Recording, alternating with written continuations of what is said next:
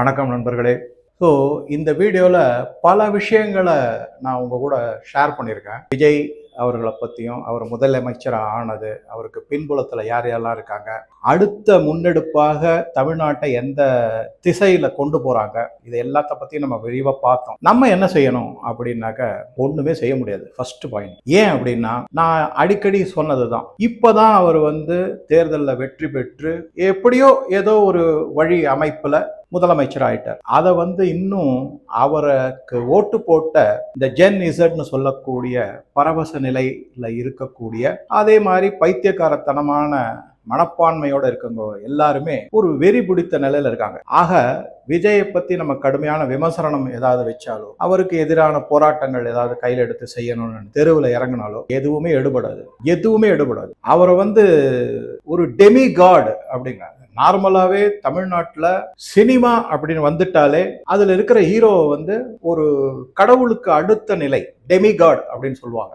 அந்த நிலையில வச்சு பார்க்கக்கூடியவங்க. மாலை போடுவாங்க, பாலாபிஷேகம் பண்ணுவாங்க, சூடம் கொளுத்துவாங்க. இதெல்லாம் நார்மலா கடவுளுக்கு செய்யறது. ஆனா இவங்க சினிமா நடிகர்களுக்கு செஞ்சுக்கிட்டு இருப்பாங்க. அதனால அந்த மாதிரி இருக்கிற ஒரு பைத்தியக்கார கூட்டத்துக்கிட்ட போய் இவர் செய்யறது சரியில்லை, இதை இப்படி செஞ்சிருக்கலாம், தேர்தலில் வாக்குறுதிகள்லாம் இப்படி கொடுத்தாரு, இதை எதுவுமே நிறைவேற்றல, அவருடைய வாக்குறுதிகள் நிறைவேற்ற முடியாதுன்னு அவருக்கே தெரியும். இப்ப ஒரு உதாரணத்துக்கு இருந்ததுன்னா, இப்ப கோல்டை பத்தி நீங்க பேசுறீங்கன்னா அவர் என்ன சொல்றாரு, பாரத பிரதமர் மோடி அவர்கள் ஒரு வருடத்துக்கு தங்கம் வாங்கக்கூடாதுன்னு சொல்லி, அதனால நான் இப்ப அதை நிறுத்தி வைக்கிறேன். அந்த நிலைமை சரியானதுக்கு அப்புறமா பர்மிஷன் கொடுத்ததுக்கு அப்புறம் ஏதோ இவருக்கு பர்சனலா தனிப்பட்ட முறையில இவருக்கு மட்டும் வாங்க வேணாம்னு சொன்னது. அது நாட்டினுடைய பொருளாதாரம், அந்நிய செலாவணியை சார்ந்து கொடுக்கப்பட்ட ஒரு அறிவுரை. புவிசார் அரசியல்ல நிகழக்கூடிய நிகழ்வுகளை வச்சு இந்தியாவில் பலவிதமான சங்கடங்கள் ஏற்படக்கூடும்னு கணித்து அது கொடுக்கப்பட்ட அறிவுரை. ஆனா அதை இவர் தன்னுடைய பர்சனல் யூஸுக்கு உபயோகப்படுத்திப்பார். அதே மாதிரி இந்த 2500 ரூபாயோ மற்ற எல்லாமே நீங்க பாத்தீங்கன்னா மத்திய அரசுக்கு குறை சொல்லி இது பண்ணிடுவாங்க. அதனால திசை திருப்பப்படும். ரீல்ஸ் மாஸ்டர்ஸ் இவங்க எல்லாருமே. அதனால அவருக்கு சார்ந்த மக்கள் எல்லாருமே என்ன நினைக்கிறாங்கன்னா, என்னுடைய கடவுள் ஆட்சியில இருக்காரு, அவர் தேவர் தூதன், அவரை பத்தி ஏதாவது குறை சொன்னீங்கன்னா எங்களுக்கு பிடிக்காது. அதனால யாருமே அதை நம்ப மாட்டாங்க.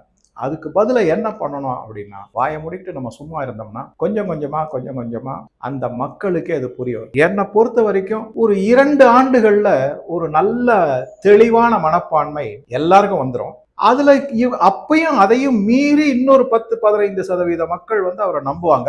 அவங்களால அதை புரிந்தாலும் ஏற்றுக்கொள்ளக்கூடிய மனப்பான்மை இருக்காது. அதுதான் வெட்ட வெளிச்சமான உண்மை. இந்த இடத்துலதான் நான் என்னுடைய நண்பர்கள் பல பேர் கேட்டாங்க, சார் அண்ணாமலை என்ன செய்வாரு அப்படின்னு. என்னை பொறுத்த வரைக்கும் நான் திருப்பி ஏதாவது என்னுடைய ஆணித்தரமான சில நம்பிக்கைகள், அதை பத்தி நான் தனியா அண்ணாமலை சாரை பத்தி தனியா வீடியோ போடலான்னு இருக்கேன். அடுத்த வீடியோவை கூட அதை நான் எப்படியாவது பதிவு பண்றதுக்கு முயற்சி செய்யறேன். என்ன ஆயிடுச்சுன்னா, ஆஃபீஸ்ல சில டெக்னிக்கல் இஷ்யூஸ், சட்டுன்னு வீடியோஸ் அப்லோட் ஆக மாட்டேங்குது, டவுன்லோட் ஆக மாட்டேங்குது, ஏதோ சம் டெக்னிக்கல் ப்ராப்ளம். அதனால இது மாதிரி ஆயிடுச்சு. நான் எப்படி எதிர்பார்க்கிறேன் திரு அண்ணாமலை அவர்கள், அவர் கட்சி தலைவராக இருக்காரோ இல்லை தொண்டராக இருக்காரோ வெறும் மெம்பராக இருக்காரோ, இன்னைக்கும் அவருக்கு தான் முக்கியத்துவம் அப்படிங்கிறது மக்கள் கொடுத்துருக்காங்க. கட்சியில தமிழ்நாடு பாஜக கொடுக்குறது அதை பத்தி கவலைப்படாது, மக்கள் கொடுத்தாச்சு. அவரு என்னை பொறுத்த வரைக்கும் என்னன்னா, ஒரு 5 ஸ்டெப் எடுப்பாருன்னு தோணுது. முதல்ல சஜஷன்ஸ், எல்லாம் செய்யலாம்ப்பா இப்படிலாம், அப்படியே சாஃப்டா மெதுவா முதல் படி, அதான் ஃபர்ஸ்ட் ஸ்டெப், அதை சொல்லுவாரு. விதவிதமான சஜஷன்ஸ், இதை இப்படி செய்யலாம், அதை அப்படி செய்யலாம். ஒரு உதாரணத்துக்கு சொல்லணும்னாக்க,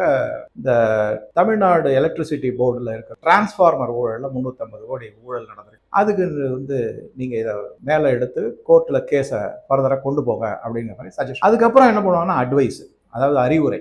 அப்ப நீ இப்படி செய்யற, இது இப்படி செய்யக்கூடாது, இது இப்படி செய்யணும், அது அறிவுரை. 2வது ஸ்டெப். ஏன்னா சஜஷன் முதல்ல வெறும் அது அறிவுரை கிடையாது. அதுக்கு அடுத்த ஸ்டெப் தான் இந்த மாதிரி செய்யறது தவறு அப்படின்னு சுட்டி காண்பித்து அது சரியா செய்யறது அறிவுரை. அது அடுத்த ஸ்டெப்ல வரும். அந்த அறிவுரைக்கு அடுத்தது அவர் என்ன ஸ்டெப் எடுப்பாரு அப்படின்னாக்கா, கண்டனம் தெரிவிக்க ஆரம்பிப்பார். அதாவது குறைகளை பத்தி, நீங்க என்னென்னமோ செய்யறீங்க, இதெல்லாம் சரி கிடையாது, இதுல இந்த மாதிரி ஓட்டைகள்லாம் இருக்கு, இதனால ஊழல் நடக்க சாத்தியக்கூறு இல்ல, நடந்துருச்சு, சட்டம் ஒழுங்கு சரியில்லை, இதை இப்படி எடுத்து செஞ்சிருக்கலாம்னு நான் முன்னாடியே சொன்னேன், நீங்க கேட்கிற மாதிரி தெரியல அப்படிங்கிற கண்டன ஸ்டெப் 3வதா வரும். 4வதா என்ன வரும் அப்படின்னாக்க, கடுமையான சாடுதல். அதாவது குற்றச்சாட்டை நேரடியா வைப்பார். என்ன சொல்லியும் கேட்க மாட்டேங்கிறீங்க, நீங்க செய்யறதே செய்யறீங்க, இதுக்கு முந்தைய ஆட்சியில என்ன நடந்ததோ அதுக்கு விட இன்னும் மோசமான ஆட்சி உங்களோட தான் இருக்கு அப்படிங்கிறத கண்டனத்தை 4வது ஸ்டெப்பா எடுத்து சொல்லுவார். அந்த 4 ஸ்டெப்ல அவர் என்ன செய்வார்னா, தமிழ்நாடு மக்களை தயார்படுத்துவார். பாருங்க, இதுதான் உண்மை, இதெல்லாம் பிரச்சனை, இதெல்லாம் வழிமுறைகள், இதற்கெல்லாம் விடைகள். இதை இந்த அணுகுமுறையில போனோம்னா இந்த விடை நமக்கு சாதகமா அமையும். அவர் செய்யறது எல்லாம் எடுத்து பார்த்தீங்கன்னா அந்த அணுகுமுறையும் சரி கிடையாது, அதற்கான எந்த விதமான சாதகமான விடையும் நமக்கு கிடைக்காது. அது எல்லாமே மோசமான விளைவுகளைத்தான் இன்னும் ஏற்படுத்தும். கடன் சுமை அதிகரிக்கும், விலைவாசி உயரும், வேலையில்லா திண்டாட்டம் உயரும் அப்படின்னு இந்த கண்டனம் வரைக்கும் தெரிவிக்கிற போதுதான் மக்களை தனக்கு பின்னாடி அழைப்பார்.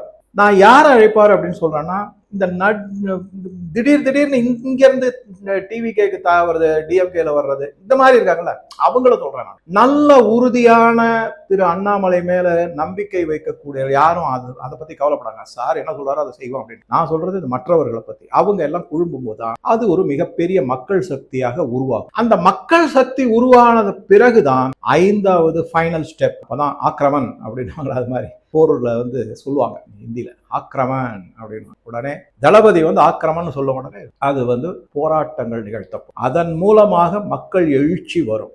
அப்பதான் தமிழ்நாடு ஒரு பெரிய ஒரு எழுச்சிக்கு உள்ளாக்கப்படும். அந்த மாதிரி மக்கள் வரும்போதுதான் அவங்க அண்ணாமலைக்கு பின்னாடி ராக் சாலிட் அப்படின்றாங்களா, அந்த மாதிரி பின்புலத்துல நிற்பாங்க. அதுதான் அவருக்கு ஒரு உறுதியான நிலைப்பாட்டை எந்தெந்த மாதிரி எல்லாம் எடுக்கணும் அவர் ஏற்கனவே திட்டமிச்சிருப்பாரு. திட்டங்கள்லாம் தீட்டப்பட்டிருக்கும். நடைமுறையில கொண்டு வரதுக்கு கொஞ்சம் கொஞ்சமா மக்களை தயார் செய்ய வேண்டும். சரி சார், அப்ப இது மாதிரி நடக்குமானா கண்டிப்பா நடக்கும். ஏன்னா நான் முன்னாடியே சொன்ன மாதிரி திமுக அவரை நிம்மதியா ஆட்சி செய்யவே விட மாட்டாங்க. நான் சொன்ன மாதிரி அவரை சுத்தி ஏஜென்ட் எல்லாம் வருவாங்க, அவங்கள தவறான வழியில தான் அவரை நடத்தி செல்வாங்க. இது தவிர மிஷனரிஸ் ஒரு பெரிய தலை விரிச்சு ஆடும், மத மாற்றத்துல எல்லை இல்லாத போவாங்க, கோவில்கள் நிலத்தை அபகரிப்பாங்க, அப்புறம் கோவில் சொத்துக்களை ஏதாவது பண்ணுவாங்க, தகாத முறையில உபயோகிப்பாங்க.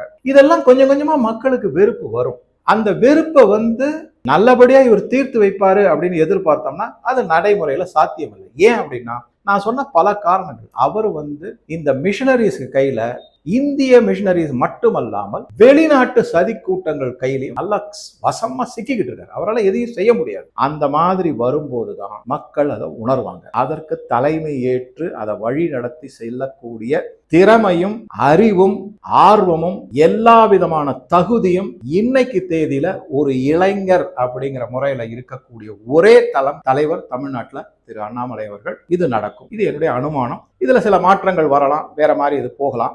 அதை பத்தி மற்ற ஒரு வீடியோல பார்க்கலாம். ஸோ உங்கள் கருத்துக்களை பதிவிடவும். நன்றி, வணக்கம்.